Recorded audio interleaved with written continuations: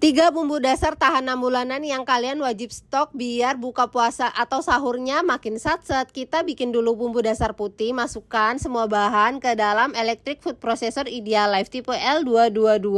Kapasitasnya besar, pisaunya tajam sehingga kalian gak usah potong-potong dulu bawangnya, langsung masukin utuhan aja. Tapi hasilnya bagus banget, halus kayak begini ya. Sisihkan dulu, masukkan ke dalam wadah. Lanjut kedua kita bikin bumbu dasar kuning. Masukkan semua bahan ke dalam chopper, abis itu kita haluskan lagi, pakainya minyak ya, jangan ditambahkan air biar dia itu awet tahan lama. Masih pakai electric food processor Idealife tipe L222 dan dia ini harganya terjangkau, wattnya juga nggak boros ya bun, hemat listrik banget dan recommended. Tuangkan ke dalam wadah, lanjut kita bikin bumbu dasar yang ketiga, bumbu dasar merah. Masukkan cabai dan bahan-bahan lainnya, takaran lengkap ada di caption. Electric food processor ini juga bisa banget buat marut keju, meres jeruk, pokoknya dia multifungsi, recommended banget ya.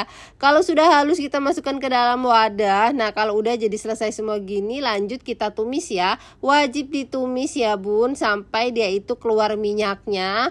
Terus kita kasih garam. Tujuan penggunaan garam di sini juga biar makin awet ya, karena bakterinya itu tuh jadi kalah sama garamnya, jadi dia makin tahan lama. Terus jangan lupa kalian kalau mau disimpan di dalam freezer atau wadah gini, pastiin dia udah dingin dulu. Lanjut kita tumis yang kuning ya bun, sama aja kayak yang pertama tadi. Aku numisnya pakai marble set cookware Idealife tipe L22A yang gagangnya itu bisa dilepas pasang sehingga memudahkan penyimpanan dan dia juga anti lengket. Terakhir kita tumis yang merah ya. Nah ini kalau sudah semua kita masukkan ke dalam wadah. Tunggu dingin kalau mau ditutup dan disimpan ke dalam freezer. Jadi deh, yuk cobain bikin all cookware aku beli di Idealife.